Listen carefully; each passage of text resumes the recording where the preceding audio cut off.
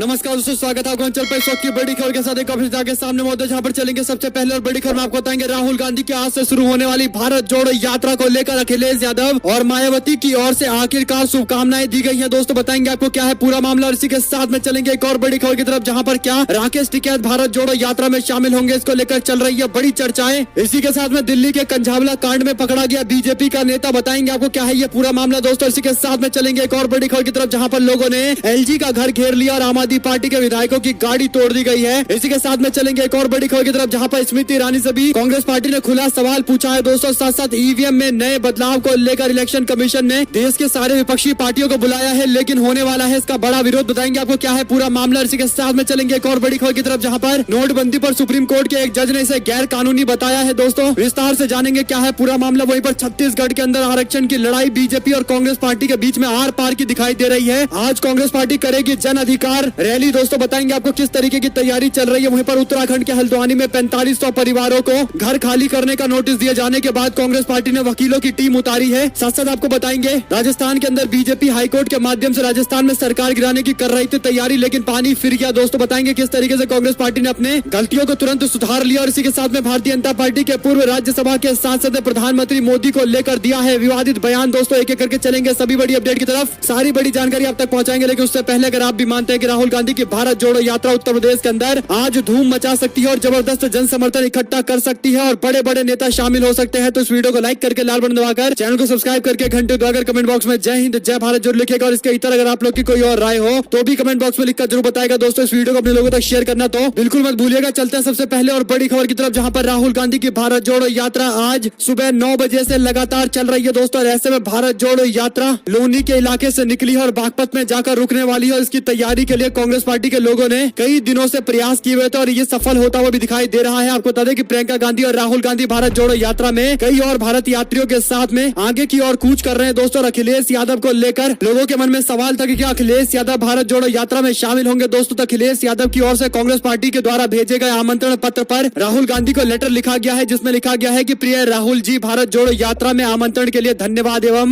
भारत जोड़ो की मुहिम की सफलता के लिए हार्दिक शुभकामनाएं। भारत भौगोलिक विस्तार से अधिक एक भाव है जिसमें प्रेम, अहिंसा, करुणा, सहयोग और सौहार्द ही वो सकारात्मक तत्व है जो भारत को जोड़ता है। आशा है कि ये यात्रा हमारे देश के इसी समावेशी संस्कृति के संरक्षण के उद्देश्य से अपने लक्ष्य को प्राप्त करेगी। आपका अखिलेश यानी राहुल गांधी को ये लेटर लिखा है अखिलेश यादव ने दोस्तों। इस लेटर के बाद कई सारे लोग अलग अलग तरीके से राय दे रहे हैं। कुछ का मानना है कि अखिलेश यादव भारत जोड़ो यात्रा में शामिल हो सकते हैं, कुछ कहते हैं कि अभी भी राहुल गांधी को शुभकामनाएं देने के बावजूद अखिलेश यादव शामिल नहीं होंगे। लेकिन एक बात तय है कि 2 दिन पहले जिस तरीके की तीखी बयानबाजी अखिलेश यादव कर रहे थे, वो बयान बिल्कुल छोड़कर दोस्तों एक नए तरीके से भारत जोड़ो यात्रा का उन्होंने स्वागत किया है, शुभकामनाएं दी है, जो अच्छी बात है कांग्रेस पार्टी के लिए। उसी के साथ में मायावती को भी भेजा गया आमंत्रण पत्र, जिस पर उन्होंने भी जवाब देते हुए भारत जोड़ो यात्रा में शामिल होने के लिए कहने पर शुभकामनाएं भी दी है और धन्यवाद भी किया है। तो मायावती की ओर से भी एक पॉजिटिव मैसेज भेजा गया है दोस्तों। वहीं पर भारत जोड़ो यात्रा को लेकर श्री राम जन्मभूमि के मुख्य पुजारी आचार्य श्री सत्येंद्र दास जी की ओर से भी राहुल गांधी को शुभकामनाएं दी गई है। कहा गया है कि आपने जो संकल्प लिया है ये संकल्प पूरा हो, मैं इसी की कामना करता हूँ। इसी के साथ में दोस्तों राहुल गांधी की भारत जोड़ो यात्रा पश्चिमी क्षेत्र में निकल रही है। कई सारे लोग उम्मीद कर रहे हैं कि भारतीय किसान यूनियन के नेता राकेश टिकैत भी इसमें शामिल हो सकते हैं। आप लोग किस पर क्या कुछ राय है लिखकर जरूर बताएगा। लेकिन एक बात जो स्पष्ट कर दी गई है वो ये कि भारतीय किसान यूनियन से जुड़े हुए कोई भी कार्यकर्ता चाहे तो भारत जोड़ो यात्रा में शामिल हो सकता है। संगठन को इसको लेकर कोई ऐतराज नहीं है, लेकिन क्या राकेश टिकैत शामिल होंगे ये सबसे बड़ा सवाल है दोस्तों। वहीं पर कांग्रेस पार्टी के पूरे रोड मैप में जो जानकारी सामने आ रही है वो ये कि भारत जोड़ो यात्रा 20 जनवरी को जम्मू कश्मीर पहुंचेगी। 30 जनवरी को राहुल गांधी श्रीनगर में तिरंगा फहराएंगे और बड़ी बात यह है कि 30 जनवरी महात्मा गांधी के पुण्यतिथि के रूप में मनाया जाता है दोस्तों। यानी 30 जनवरी 1948 में राष्ट्रपिता महात्मा गांधी की हत्या एक आतंकवादी गोडसे ने कर दी थी, जिसके बाद राहुल गांधी भी 30 जनवरी का दिन झंडा फहराने को लेकर तय कर रहे हैं दोस्तों। कहीं ना कहीं एक बड़ा मैसेज देने की तैयारी में है। और साथ साथ आपको बता दें कि राहुल गांधी की भारत जोड़ो यात्रा को लेकर अमेठी के अंदर पार्टी कार्यकर्ताओं में जबरदस्त उत्साह है। 1200 लोग राहुल गांधी की यात्रा में शामिल होने के लिए अमेठी से निकल चुके थे दोस्तों और ऐसे में यात्रा में दिखाई पड़ने वाले हैं। इसी के साथ में आपको बता दें कि हरियाणा के अंदर भी भारत जोड़ो यात्रा को लेकर जबरदस्त उत्साह देखने को मिल रहा है। पानीपत में 6 जनवरी को शुरू होने वाले भारत जोड़ो यात्रा की तैयारी को लेकर सांसद दीपेंद्र सिंह हुड्डा के नेतृत्व में बड़ी संख्या में युवाओं ने कांग्रेस पार्टी की सदस्यता ग्रहण की है। सांसद दीपेंद्र सिंह हुड्डा ने महंगाई, बेरोजगारी, भ्रष्टाचार से त्रस्त हरियाणा की जनता विशेषकर युवा वर्ग भारत जोड़ो यात्रा को लेकर काफी गजब का जोश दिखा रही है, उत्साह दिखा रही है। उन्होंने ये बातें कही है दोस्तों। साथ साथ ये कहा कि 6 जनवरी को भारत जोड़ो यात्रा से पहले पहले कांग्रेस पार्टी में बम्पर ज्वाइनिंग हो रही है, जिसको लेकर हमें काफी संतुष्टि है। आपको बता दें कि पानीपत के अंदर कार्यकर्ता मीटिंग में बीजेपी, जननायक जनता पार्टी, इनेलो, बीएसपी के पदाधिकारी अपनी पार्टी छोड़कर दीपेंद्र सिंह हुड्डा के नेतृत्व में नफरत मिटाने के संकल्प के साथ राहुल गांधी के भारत जोड़ो यात्रा और पार्टी दोनों में शामिल होने वाले हैं। और एक और बड़ी अपडेट की माने तो राहुल गांधी की भारत जोड़ो यात्रा को लेकर जो रूट तय किया गया है दोस्तों, आज राहुल गांधी उन इलाकों से गुजरने वाले हैं जहां पर उत्तर पूर्वी दिल्ली में 2020 के दौरान दंगे हुए थे और इस दौरान आम आदमी पार्टी और भाजपा के लोग जिस तरीके का रवैया अपनाए हुए थे उससे मुस्लिम आबादी में काफी ज्यादा असंतोष देखने को मिला था। आपको बता दें कि हाल फिलहाल के अंदर नगर निगम के हुए चुनाव में सीलमपुर, जाफराबाद, मौजपुर, गोकुलपुरी इलाके के अंदर कांग्रेस पार्टी को अच्छी खासी सफलता मिली है। लोगों ने यहाँ पर अच्छा खासा वोट कांग्रेस पार्टी के पक्ष में किया है। आम आदमी पार्टी से मुस्लिम समुदाय के लोगों ने किनारा कर लिया है और कांग्रेस पार्टी की भारत जोड़ो यात्रा इन्हीं इलाकों से गुजर कर निकलने वाली है। दोस्तों, पार्टी कहना चाहती है कि जिन लोगों ने उन पर विश्वास किया है वो उन्हें अकेला नहीं छोड़ना चाहते और इसीलिए भारत जोड़ो यात्रा के माध्यम से इन इलाकों के अंदर आपसी सद्भाव को बढ़ाने का प्रयास किया जाएगा। साथ साथ आपको बता दें कि दिल्ली के सीलमपुरी कंजवाला इलाके के अंदर एक बड़ी खबर सामने आई दोस्तों। कंजवाला में एक महिला को 12 किलोमीटर तक गाड़ी से घसीटा गया, जिसके कारण उसकी मौत हो गई। इस मामले पर जबरदस्त राजनीति भी देखने को मिल रही है। आपको बता दें कि जिन 5 लोगों को गिरफ्तार किया गया है उनमें एक बीजेपी का नेता निकला है। दरअसल दोस्तों, आम आदमी पार्टी के नेता की ओर से दी गई जानकारी में कहा गया कि बीजेपी का नेता मनोज मित्तल मुख्य आरोपी है। सुल्तानपुरी थाने के बाहर दरिंदा मनोज मित्तल जो बीजेपी का अध्यक्ष और मंडल का सह संयोजक है, इसलिए इस मामले पर लीपापोती की जा रही है। एलजी को पता है कि इसमें बीजेपी का नेता शामिल है। आम आदमी पार्टी के विधायक सौरभ भारद्वाज ने कहा कि वो एलजी विनय सक्सेना को चुनौती देते हैं कि वो आरोपी की कॉल डिटेल को पब्लिक करे। दरअसल दोस्तों, इस मामले पर भारतीय जनता पार्टी के लोगों की संलिप्तता सामने आने के बाद ये मामला काफी ज्यादा उग्र हो गया है। आपको बता दें कि दिल्ली के अंदर आम आदमी पार्टी की सरकार है, लेकिन केंद्र के अंदर बीजेपी की सरकार है और इसीलिए दिल्ली पुलिस केंद्र सरकार के अधीन आती है, जबकि दिल्ली में अन्य व्यवस्थाएं दिल्ली सरकार के अंदर आती है। और दोनों सरकारों की विफलता के कारण जनता में काफी आक्रोश देखने को मिल रहा है। कंजवाला कांड को लेकर लोगों का जबरदस्त गुस्सा फूटा है। दोस्तों, सुल्तानपुरी थाने का घेराव करने के लिए लोग पहुंचे। साथ ही आम आदमी पार्टी की नेत्री राखी बिरला लोगों से मुलाकात करने के लिए जब पहुंची तो लोगों ने उनकी गाड़ी पर हमला करते हुए वापस लौटा दिया। लोगों में जबरदस्त आक्रोश देखने को मिला।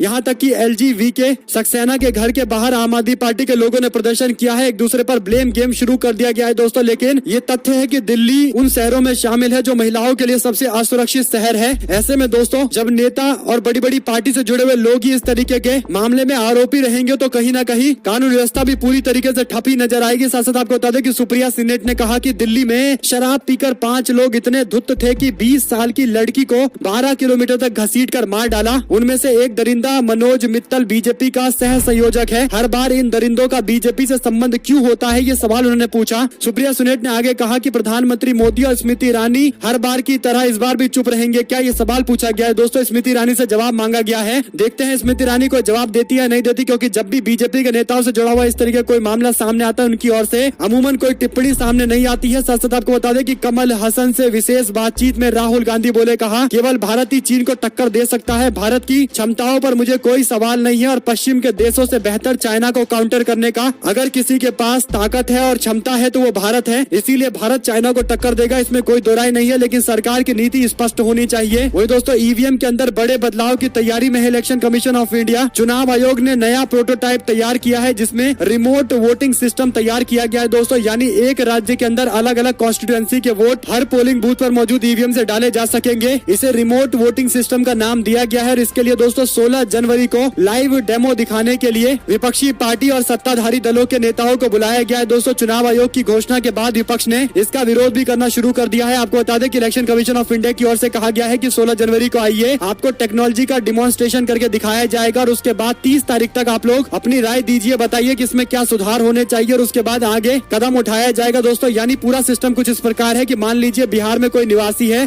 लेकिन मतदान के दिन वो उत्तर प्रदेश में मौजूद है तो वहाँ से वोट कर सकेगा अपने बिहार के वोटर ID कार्ड पे उसी कॉन्स्टिट्यूएंसी के अंदर बिहार के अंदर यूपी में मौजूदगी के साथ, जो एक तरीके से रिमोट वोटिंग सिस्टम के तौर पर जाना जा रहा है। आप लोग इस पर जो कुछ भी राय हो लिखकर जरूर बताएगा। कांग्रेस पार्टी ने सवाल खड़ा करते हुए कहा कि पहले इलेक्शन कमीशन ऑफ इंडिया को गुजरात के अंदर अचानक से रात में इतने बड़े स्तर पर वोटिंग को लेकर जवाब देना चाहिए कि अंतिम 2-3 घंटे में इतनी ज्यादा वोट कैसे पड़ गए। और इसी के साथ में टीएमसी ने इस तरीके के किसी भी स्कीम को यानी रिमोट वोटिंग सिस्टम के किसी भी स्कीम को इलॉजिकल बताया है और कोई जरूरत नहीं है, इस तरीके की बातें कही है। दोस्तों, इसके पीछे सबसे बड़ा कारण यह है कि विपक्ष की ओर से ईवीएम को लेकर सवाल लगातार खड़े किए जाते हैं और इसके पीछे दोस्तों कई सारे बड़े कारण भी है, क्योंकि ईवीएम चुनाव खत्म होने के बाद लगभग सारे चुनाव के अंदर कहीं न कहीं प्राइवेट गाड़ी में नजर नजर आ जाता है, कहीं पर किसी नेता के घर पर दिखाई पड़ जाता है दोस्तों। इसके बाद ईवीएम की सुरक्षा को लेकर बड़े सवाल खड़े होते हैं। अभी चुनाव आयोग को सबसे पहले ईवीएम की सुरक्षा को सुनिश्चित करने के लिए उचित प्रबंध करने चाहिए, न कि इस तरीके के टेक्नोलॉजी को इंट्रोड्यूस करके। हालांकि विपक्ष के सवालों का जवाब जब तक इलेक्शन कमीशन ऑफ इंडिया पहले नहीं देगा, पुराने डाउट नहीं क्लियर करेगा, तो आगे टेक्नोलॉजी स्वीकार किया जाएगा। ये लोगों के मन में एक बड़ा सवाल है दोस्तों। आप लोग की जो कुछ भी राय हो लिखकर जरूर बताएगा, और इस टेक्नोलॉजी के बारे में क्या कुछ कहना चाहते हैं लिखिएगा जरूर। एक और बड़ी खबर यह है कि उत्तर प्रदेश के अंदर नगर निकाय के चुनाव में ओबीसी आरक्षण के बिना चुनाव करवाने के इलाहाबाद हाईकोर्ट के फैसले के बाद अब ये मामला सुप्रीम कोर्ट पहुंच गया है। यूपी सरकार ने सुप्रीम कोर्ट में चैलेंज किया है दोस्तों, और सुप्रीम कोर्ट ने सुनवाई की इजाजत दे दी है। 4 जनवरी को इस पर सुनवाई भी होने वाली है। वहीं पर राहुल गांधी की प्रेस कॉन्फ्रेंस की तस्वीर और प्रधानमंत्री मोदी के प्रेस कॉन्फ्रेंस की तस्वीर जारी करते हुए सदफ जाफर की ओर से ट्वीट किया गया कि ये 2 तस्वीरें हैं। एक है राहुल गांधी जी की प्रेस कॉन्फ्रेंस की तस्वीर, दूसरा है प्रधानमंत्री मोदी के प्रेस कॉन्फ्रेंस की तस्वीर, जो उन्होंने 2019 के चुनाव के बाद मात्र एक किया है पिछले 8 साल में। दोनों तस्वीर में देखिए कि दोनों के मुंह के हाव भाव किस तरीके के हैं, शकल किस तरीके की है। जहां पर राहुल गांधी मुस्कुराते दिखाई दे रहे तो प्रधानमंत्री चिंतित दिखाई दे रहे हैं। इसी के साथ में दोस्तों राहुल गांधी की भारत जोड़ो यात्रा पीओके में जाकर समाप्त होनी चाहिए। पाकिस्तान ऑक्यूपाइड कश्मीर को भारत में मिलाना चाहिए, तभी भारत जोड़ो होगा। उमा भारती के इस बयान पर कांग्रेस पार्टी के समर्थकों ने कहा कि पीओके भारत का अभिन्न अंग है। ये कांग्रेस पार्टी की सरकार ने, नरसिम्हा राव सरकार ने पार्लियामेंट में रेजोल्यूशन पास करके स्पष्ट कर दिया था। कांग्रेस पार्टी की ओर से कदम भी उठाए गए थे। अब उनको बीजेपी सरकार से पूछना चाहिए कि पीओके को भारत में मिलाने के लिए आखिर क्या कदम उठाए जा रहे हैं। केवल लोगों से वोट लिया जा रहा है, बीजेपी के लोग कोई कंक्रीट कदम नहीं उठा रहे हैं दोस्तों पीओके को भारत का हिस्सा बनाने के लिए। और एक और बड़ी अपडेट की माने तो नोटबंदी गैर कानूनी है। 5 जजों में से एक जज ने इस तरीके की टिप्पणी की है दोस्तों। आपको बता दें कि 5 जजों की संवैधानिक पीठ की ओर से नोटबंदी को वैधानिक बताया गया है, यानी लीगल बताया गया है। कोई दोष नहीं है, इस तरीके की टिप्पणी की गई है। लेकिन 4 जजों ने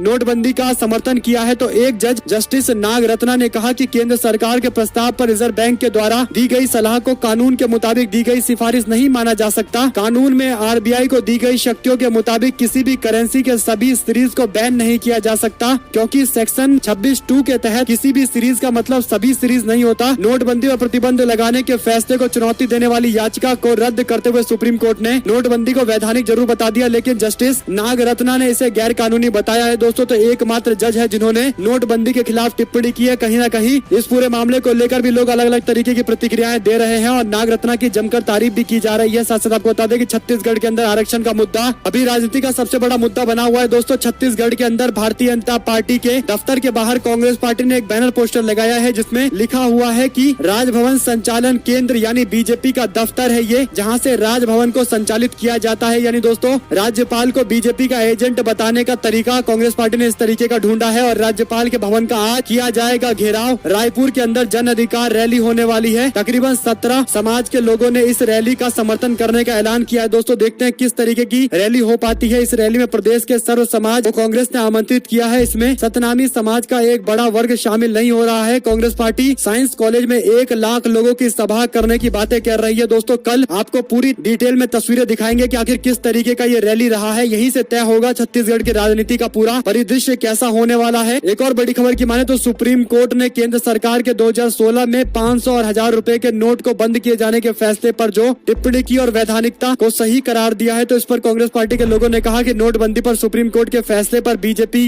फैला रही है झूठ। पवन खेड़ा ने कहा कि ये कहना कि कोर्ट ने नोटबंदी को सही ठहराया है पूरी तरीके से गलत है। उन्होंने आगे कहा कि न्यायालय ने नोटबंदी की प्रक्रिया सही कही है, ना कि नोटबंदी को ठीक ठहराया है। यानी कोर्ट केवल ये बात जांच रही थी कि नोटबंदी का जो फैसला लिया गया क्या ये लीगल तरीके से लिया गया, इसे लीगल बताया गया है दोस्तों अब। लेकिन ये नहीं कहा गया कि ये सक्सेसफुल हुआ कि नहीं हुआ। आप लोग नोटबंदी को 10 में से कितने नंबर देना चाहेंगे जरूर लिखकर बताइएगा दोस्तों। एक और बड़ी अपडेट यह है कि उत्तर प्रदेश के हल्द्वानी में 4500 मकानों पर बुलडोजर गिराए जाने के मुद्दे पर कांग्रेस पार्टी के राज्यसभा के सांसद और अल्पसंख्यक विभाग के प्रमुख इमरान प्रतापगढ़ी और कांग्रेस पार्टी के नेता सलमान खुर्शीद ने सुप्रीम कोर्ट का दरवाजा खटखटाया है। दरअसल दोस्तों हल्द्वानी उत्तराखंड के अंदर रेलवे की जमीन बताकर 4500 घरों को उजाड़ने का आदेश जारी किया गया है। 3 डिग्री टेम्परेचर के बीच लोगों ने जबरदस्त विरोध प्रदर्शन किया है। घरों को बचाने के लिए जबरदस्त आंदोलन देखने को मिल रहा है। हजारों हजार लोग सड़कों पर है, लेकिन सरकार को सुनाई नहीं दे रहा है। वहीं आपको बता दें कि कांग्रेस पार्टी अब सुप्रीम कोर्ट में ये लड़ाई लड़ने जा रही है। तो कुल मिलाकर कांग्रेस पार्टी के नेताओं की इस मामले पर तारीफ जरूर होनी चाहिए दोस्तों। और अन्य नेता जो अपने आप को अल्पसंख्यक समुदाय का रिप्रेजेंटेटिव बताते हैं, उनको भी इस स्थान पर मौजूद रहना चाहिए, ताकि केवल चुनाव के दौर में दिखाई देना चाहिए, केवल वोट इकट्ठा करने के लिए अल्पसंख्यक समुदाय का। आप लोग की इस पर जो कुछ भी राय हो लिखकर जरूर बताएगा दोस्तों। एक और बड़ी अपडेट यह है कि भारत जोड़ो यात्रा के रूट में नहीं शामिल था यूपी कांग्रेस पार्टी के प्रदेश अध्यक्ष ब्रजलाल खाबरी ने जानकारी दी है। उन्होंने कहा कि कि ये भारत जोड़ो यात्रा दक्षिण से लेकर उत्तर की ओर जा रही थी और हरियाणा के बाद उत्तर प्रदेश आने का कोई मतलब ही नहीं था। लेकिन इसके बावजूद कांग्रेस पार्टी ने सोचा कि उत्तर प्रदेश क्योंकि बड़ा राज्य है तो यहाँ पर भारत जोड़ो यात्रा होनी जरूरी है, और जब कांग्रेस पार्टी पूर्व से पश्चिम की ओर यात्रा ले जाएगी तब उत्तर प्रदेश का एक बड़ा हिस्सा कवर हो जाएगा। लेकिन फिर भी उत्तर प्रदेश का जो पश्चिमी क्षेत्र है वहाँ पर कांग्रेस पार्टी की यात्रा नहीं हो पाती, और इसीलिए इसी यात्रा में इसको कवर करने का फैसला लिया गया है। तो कांग्रेस पार्टी ने रियल टाइम में अपने पूरे पॉलिसी को बदला है दोस्तों, रूट को बदला गया है। साथ साथ आपको बता दें कि कर्नाटका के अंदर कांग्रेस पार्टी की जबरदस्त धूम देखने को मिल रही है। बीजेपी आपसी मतभेद में फंसी हुई है। कई सारे समुदाय के लोग आरक्षण की मांग को लेकर बीजेपी के पीछे पड़े हुए हैं। भारतीय जनता पार्टी के कई सारे नेता अपनी अनदेखी को लेकर लगातार सवाल खड़ा कर रहे हैं। यहाँ तक कि अमित शाह की रैली बार बार कर्नाटका में करवानी पड़ रही है दोस्तों, और टीपू सुल्तान से लेकर हिंदुत्व का मुद्दा उठाने की बीजेपी में होड़ मची पड़ी है, जो साफ तौर पर बौखलाहट को दिखाता है। और ऐसे में कांग्रेस पार्टी की यात्रा डीके शिव कुमार और सिद्धरमैया के नेतृत्व में लगातार सफल होती जा रही है दोस्तों। जिसके बाद न्यूज चैनल पर एक पोस्ट किया गया जिसमें डीके शिव कुमार ने सिद्धरमैया के साथ खेला कर दिया। इस तरीके के टैगलाइन का इस्तेमाल कर कहीं न कहीं कांग्रेस पार्टी के आपसी मतभेद को बढ़ाने के प्रयास किए जा रहे हैं, और इसी पर लोगों ने नाराजगी जाहिर करते हुए भारतीय जनता पार्टी का एजेंडा फैलाने से रुकने के लिए कहा है न्यूज चैनलों को। वहीं पर दोस्तों दिसंबर 2022 में रिजर्व बैंक ऑफ इंडिया के पूर्व गवर्नर रघुराम राजन ने कांग्रेस पार्टी की भारत जोड़ो यात्रा में भाग लिया था। राहुल गांधी के साथ कुछ किलोमीटर भी चले थे। इसके बाद कयास लगाए जा रहे थे कि रघुराज राजन कुछ राजनीतिक कदम भी उठा सकते हैं, यूं कहिए डायरेक्टली कि कांग्रेस पार्टी में शामिल हो सकते हैं। जिस पर अब रघुराम राजन ने कहा कि उन्होंने राहुल गांधी के नेतृत्व वाली यात्रा में एक नौकरशाह या फिर एक अर्थशास्त्री के रूप में भाग नहीं लिया था, बल्कि एक चिंतित नागरिक के रूप में भाग लिया था। 2 जनवरी को एक पोस्ट में राजन ने कहा है कि वह प्रतिबद्ध नागरिक को अपना समर्थन देने के लिए कुछ मील चले थे जो राष्ट्रीय एकता और सांप्रदायिक सद्भाव को मजबूत करने के लिए भारत भर में चल रहे हैं। इसी के साथ में दोस्तों बेंगलोर के अंदर बिजनेसमैन ने खुद को मारी गोली। भारतीय जनता पार्टी के नेता समेत 6 लोगों को सुसाइड का कारण बताया। कहा कि उन्हें लगातार इन लोगों के द्वारा परेशान किया जा रहा था, यानी भाजपा का नेता कर्नाटका में दोस्तों बिजनेसमैन को परेशान कर रहा था। इस तरीके का आरोप लगा है। आप लोग इस पर जो कुछ भी राय हो लिखकर जरूर बताएगा। वहीं पर राजस्थान के अंदर अशोक गहलोत और सचिन पायलट के बीच में छिड़े विवाद के बीच में बीजेपी के लोग सोच रहे थे कि शायद अपनी सरकार इस बार वापस आ जाएगी, लेकिन भाजपा के सपने को कांग्रेस पार्टी ने पूरा नहीं होने दिया। राजस्थान कांग्रेस विधायकों ने अपना इस्तीफा तुरंत वापस ले लिया है, यानी बीजेपी के लोग हाईकोर्ट गए थे और उन्होंने कहा था कि स्पीकर को जल्द से जल्द उन विधायकों के खिलाफ कार्रवाई करनी चाहिए जिन लोगों ने अपना इस्तीफा दे रखा है। यानी अशोक गहलोत के समर्थन में तकरीबन 90 विधायकों ने इस्तीफा दे दिया था, स्पीकर को इस्तीफा सौंप दिया था। अगर स्पीकर इस्तीफे को स्वीकार कर लेते तो तुरंत कांग्रेस पार्टी अल्पमत में चली जाती, लेकिन स्पीकर क्योंकि कांग्रेस पार्टी से आते हैं दोस्तों तो उन्होंने तुरंत इस्तीफा नहीं स्वीकार किया और बीजेपी के लोग हाईकोर्ट चले गए। कहने लगे कि स्पीकर से कहिए कि तुरंत इस्तीफा स्वीकार किया जाए, लेकिन ऐसा हुआ नहीं दोस्तों। और बाद में हाईकोर्ट का फैसला जब तक आता उससे पहले ही राजस्थान के अंदर कांग्रेस पार्टी के नेताओं ने अपने अपने इस्तीफे को वापस ले लिया है। तो कुल मिलाकर बीजेपी का सपना यहाँ पर कांग्रेस पार्टी ने तोड़ दिया, या यूं कहिए पानी फेर दिया। वहीं पर सुब्रमण्यम स्वामी ने प्रधानमंत्री मोदी को लेकर एक कथित विवादित बयान दिया है। दरअसल दोस्तों प्रधानमंत्री मोदी और बीजेपी को लेकर बेबाकी से बयान देने वाले सुब्रमण्यम स्वामी ने एक बार फिर से कथित विवादित बयान दिया है। उन्होंने कहा कि अगर 12 जनवरी 2023 को सुप्रीम कोर्ट से पहले सरकार की तरफ से सॉलिसिटर जनरल राम सेतु को राष्ट्रीय विरासत स्मारक के रूप में स्वीकार करने की घोषणा नहीं करते तो